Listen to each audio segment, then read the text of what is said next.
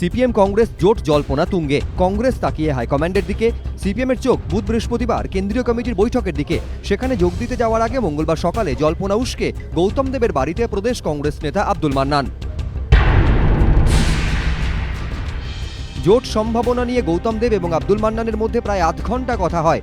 ওদের বক্তব্য হচ্ছে যেটা ওরা বলেছে, যে ওরা ম্যাডাম বলছে যে আমরা তো রাজি আছি, সিপিএম রাজি, সেইটা ম্যাডাম রাজি, আমি তার উত্তর দেবো কি করে?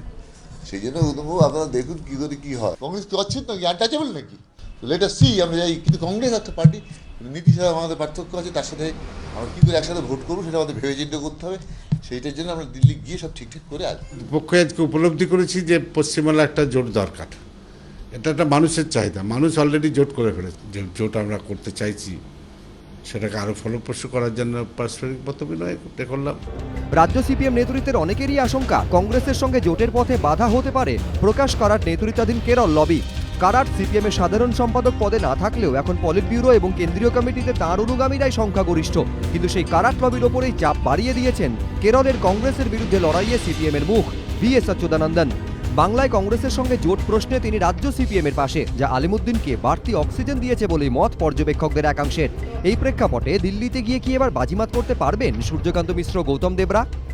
জনগণের বিরুদ্ধে কে দাঁড়াবে, কেন দাঁড়াবে, সেটা হবে না। জনগণের জয় হবে। সকালবেলা আব্দুল মান্নান ছিলেন, এখানে এসেছিলেন, এইখানে এই ঘরে দীর্ঘ আলোচনা হলো তো। সোনিয়া গান্ধীর সাথে ওনার 1-to-1 আলোচনা কি বললেন তো। কেন রাজি হবে না? সব রাজি হবে, সব ঠিক হয়ে যাবে। FC71 নিছকই একটা সংখ্যা আপাত দৃষ্টিতে, কিন্তু এই সংখ্যাটা যে বাড়িটাকে নির্দিষ্ট করছে, সেই বাড়িতে যিনি থাকেন তিনি হচ্ছেন সিপিএম নেতা ও প্রাক্তন মন্ত্রী গৌতম দেব।